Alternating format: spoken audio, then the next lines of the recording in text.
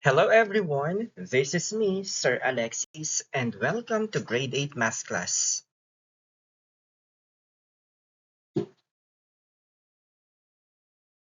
Today's lesson is about factoring different types of polynomials. To begin with, let us evaluate the following. Number 1 is the quantity 4 squared. This is the same as 4 times 4. 4 times 4 is 16. Number 2, the quantity 8 squared. It is the same as 8 times 8. 8 times 8 is 64. Next, we have number 3, the quantity negative 9 squared. It is the same as negative 9 times negative 9. Negative times negative is positive, so the answer for number 3 is positive 81. Number 4, the quantity y squared. It is the same as y times y, and that is y squared. Number 5, the quantity 2x squared. It is the same as 2x times 2x. The answer will be 4x squared. Number 6, the quantity negative 3a squared. It is the same as negative 3a times negative 3a. Negative times negative is positive, so that will be positive 9a squared.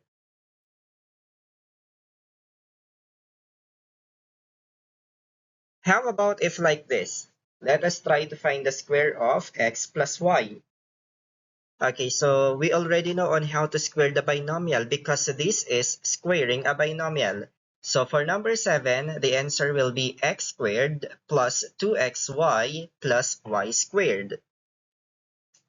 While in number 8, we have the quantity a minus b squared. The answer will be a squared minus 2ab plus b squared.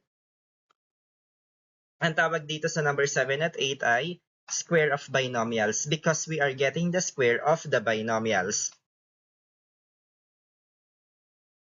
Now, if we are going to get the square of binomial, ano kaya yung tawag sa nagiging sagot nito? Tanda pa ba?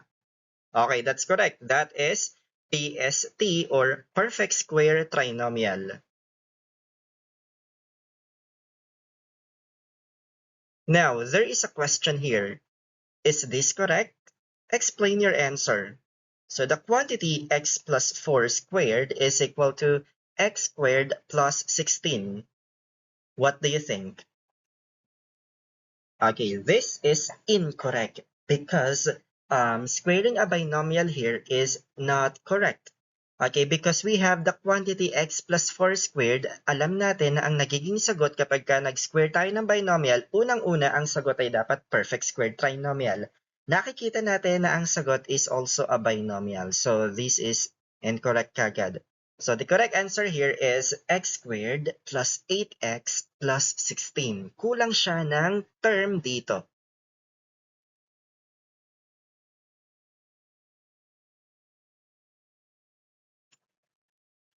That is why we are going to talk about factoring perfect square trinomials. Okay, so kung nakaraan nag-square tayo ng binomials, ang naging sagot ay perfect square trinomial, we are going to reverse the process. This time, the given is perfect square trinomial and we are going to get its factors. At yung factors niya ay square of binomials, dalawang magkaparehong binomials.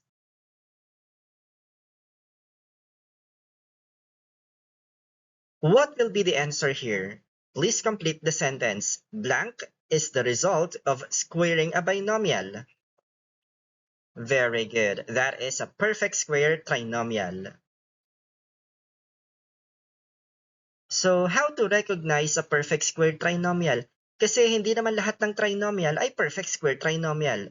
So, kailangan ma-recognize muna natin or malaman muna natin na ang isang trinomial ay perfect square trinomial. So here's how. Number 1. Okay, the first and last terms are perfect squares. So we are talking about trinomials here, huh? Okay, number 2, the middle term is twice the product of one factor from the first term and one factor from the last term. So yun pala kung paano natin ma-recognize na ang isang trinomial ay perfect square trinomial.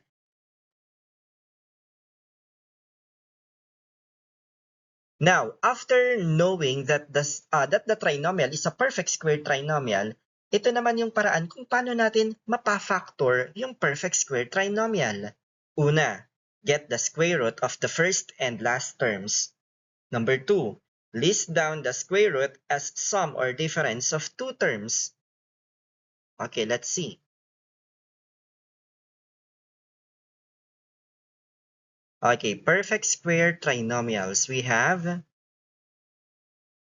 okay, una, ito yung unang magiging pattern natin. A squared plus 2ab plus b squared equals the quantity a plus b squared. Ito yung ating pinakang pattern. So, kung yan ay perfect square trinomial, at ang nasa gitnang term natin is also positive, look at that, positive 2ab. Our sign will be positive in the factors, the quantity a plus b squared. Okay, next, ito namang kabila or isang pattern natin, what if the middle term is negative? Let's look at this. A squared minus 2ab plus b squared. Mapapansin natin na ang nasa middle term ng ating trinomial is a negative expression. All we have to do in the final answer or in the factors, make sure that it is also negative, like this, the quantity a minus b squared. Okay?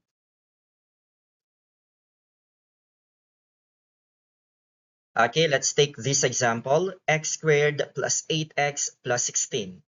Una nating gagawin is identify kung itong trinomial na to is a perfect square trinomial. Kasi kapag ka perfect square trinomial to, ang factors niya is square of binomial. So, una, alamin natin. Number 1, the first and last terms are perfect squares. Perfect square nga ba yung first term at last term? Simulan natin sa x squared. Ang x squared ba perfect square? Yes, kasi ang factors niyan, dalawang x times x. Pero isusulat ko na lang dito isa. Okay, kasi malalaman nyo mamaya kung bakit isa lang, ano? Now, last term natin is 16. Ang 16 ba perfect square? Yes, because the factors of 16 ay 4 times 4, isa lang ang isinulat ni Sir. Okay, now, after natin makuha yung ating factors, or I mean, malaman na perfect square pala yung first at last term, all we have to do is to do the second step. The middle term is twice the product of one factor from the first term and one factor from the last term. Kaya isa lang yung sinulat ko kasi isa lang naman pala yung gagamitin natin. Okay, di ba nakuha natin yung x at 4?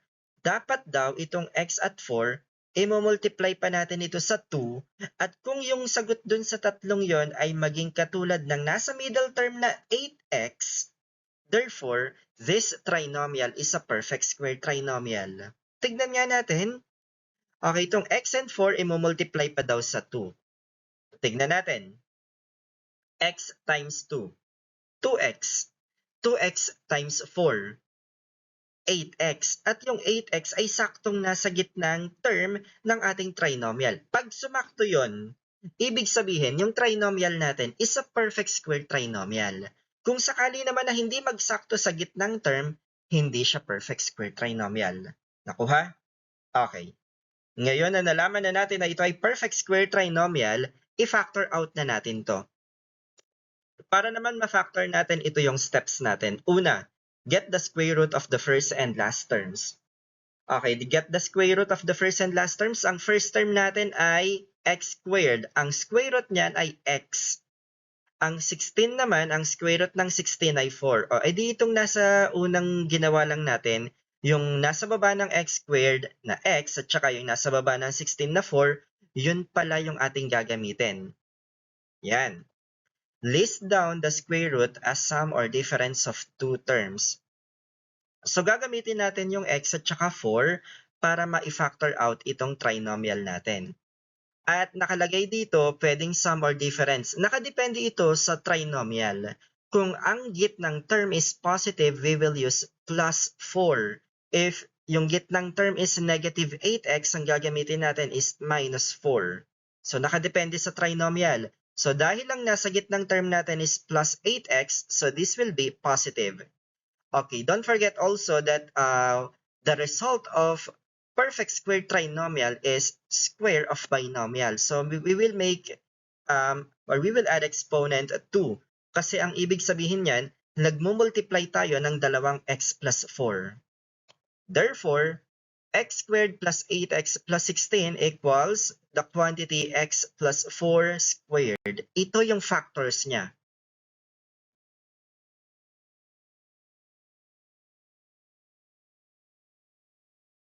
Another example, we have 25x squared minus 30xy plus 9y squared.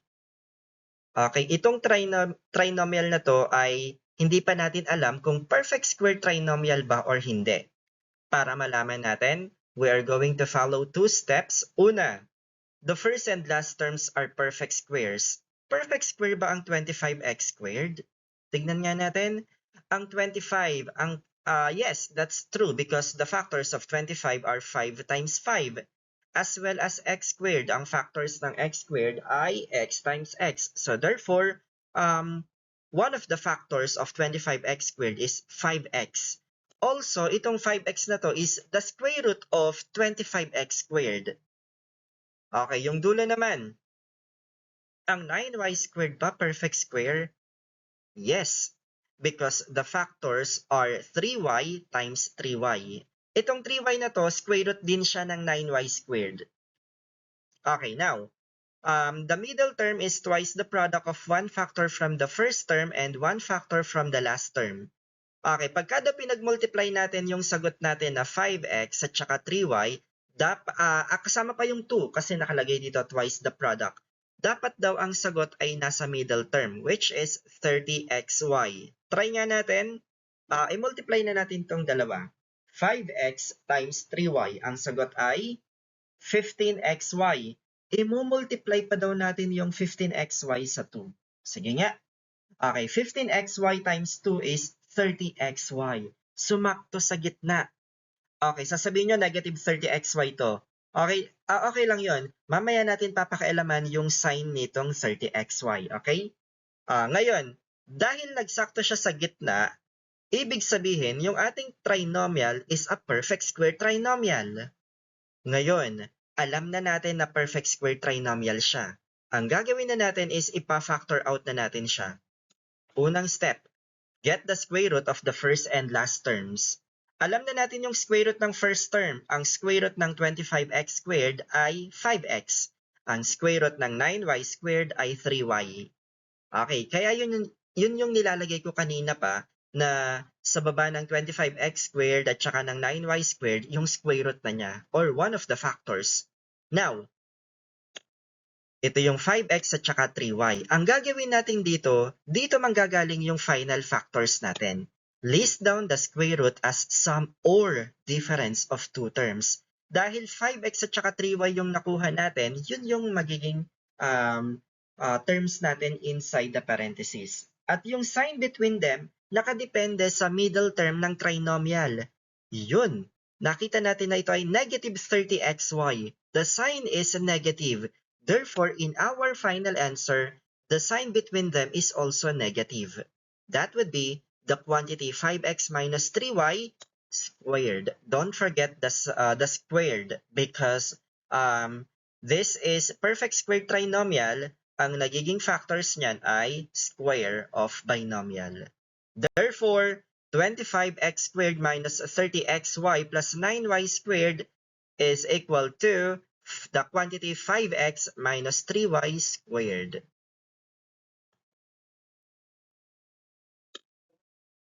Another example. Let us find the factors of 49a squared plus 56ab plus 16b squared. Una, i-identify muna natin kung ito bang trinomial na to is a perfect square trinomial. First step, the first and last terms are perfect squares. Perfect square ba ang 49a squared? Yes, kasi ang square root ng 49a squared ay 7a. Okay, yun naman dulo, yung last term, 16b squared. Ito ba ay perfect square? Yes. The square root of 16b squared is 4b. Alam na natin yung square root ng first at last term, or we already know that they are both perfect squares. Now, the middle term is twice the product of one factor from the first term and one factor from the last term. Kaya ito yung nilagay ko na lang, yung 7a at saka 4b. Pagka daw pinag-multiply itong 7a at 4b sa 2, ang sagot daw ay dapat yung middle term, which is 56ab. Kapag ka nagsaktong 56ab, ibig sabihin niyan ang trinomial natin is a perfect square trinomial. Kung sakaling hindi, hindi siya perfect square trinomial. Let us multiply. 7a times 4b is 28ab. 28ab times 2 is 56ab. At sumakto naman ito sa gitnang term natin. Therefore, this trinomial is a perfect square trinomial. Pag alam na natin na perfect square trinomial, let us get the factors. First, get the square root of the first and last terms. Alam na natin yung square root. We have 7a and 4b. Diyan manggagaling ang ating factors. List down the square root as sum or difference of two terms. Dahil nakuha natin yung 7a at 4b, pero hindi pa natin alam yung sign sa gitna nila. Titignan natin yung gitnang term ng ating trinomial sa given. This is a positive 56ab. Therefore, the sign between the terms is plus. 7a plus 4b. And don't forget, this is square of binomial. Therefore, 49a squared plus 56ab plus 16b squared equals the quantity 7a plus 4b squared.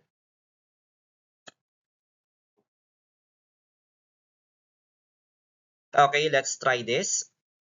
Find the missing term so that the expression forms a perfect square trinomial. X squared plus blank plus 16.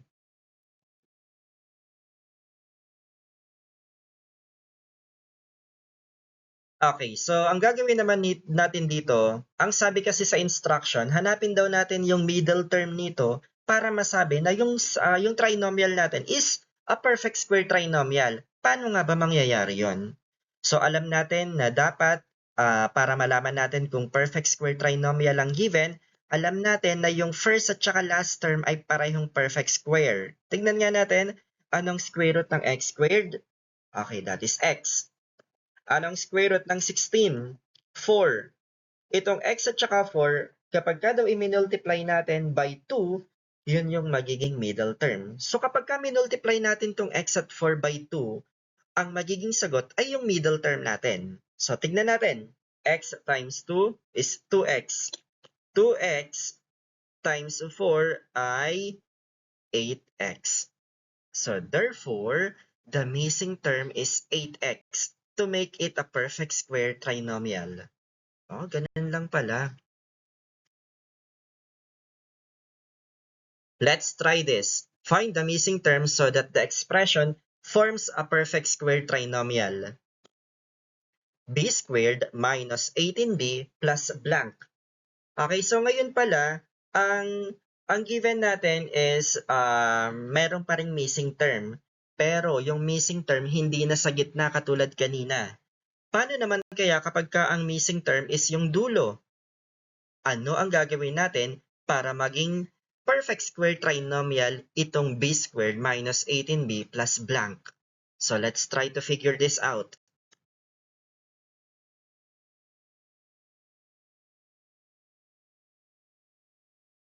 Una, ilagay muna natin yung ating given na b squared minus 18b plus blank.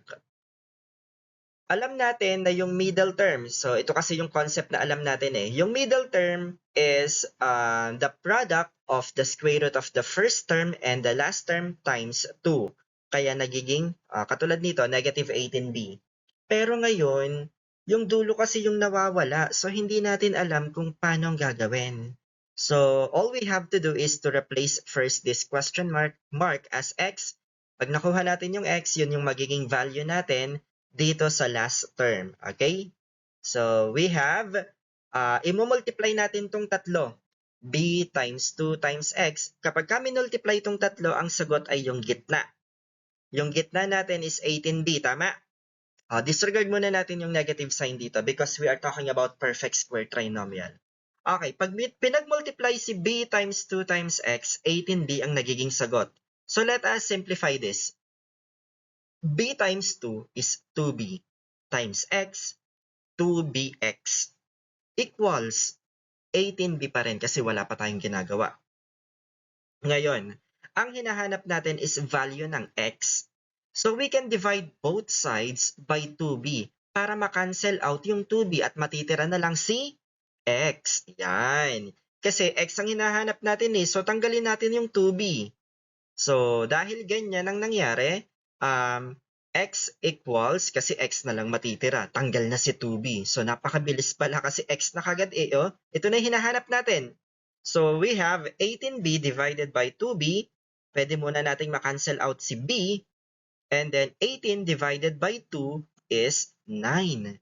So yung value pala ng x natin is 9. Pero hindi pa nagtatapos doon. Dahil yung value ng x is 9, ang pinanggalingan niya is, kasi yung 9 is one of the factors of the third term.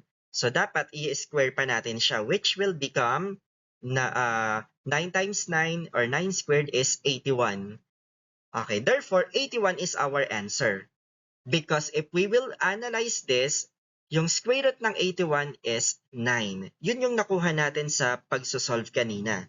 So dapat alam natin yung concept ng ating perfect square trinomial. So di ba 9 yung nakuha natin? At ito ay one of the factors ng 81. So therefore itong 81, pag kinuha yung square root is 9. So parang pabalik-balik lang tayo dito. So therefore, this is on how we can find the missing term, lalo na kung ang nawawala is yung dulo. Ganito ang gagawin nating process. So don't forget this because this is very important. Okay, next we have find the missing term so that the expression forms a perfect square trinomial. Okay, dito ang nawawala is yung last term pa rin. So we have 9x raised to 4 plus 60x squared y plus blank. All you have to do is to look for the last term. So yung example natin, kani-kanina lang, yun yung gagawin nating method, okay? By the way, yung palang sagot nyo dito dapat ilagay nyo sa comment section kasi ito yung magsisilbing question nyo for this video. What is the missing term here? Write your answer in the comment section, write your name and section, okay?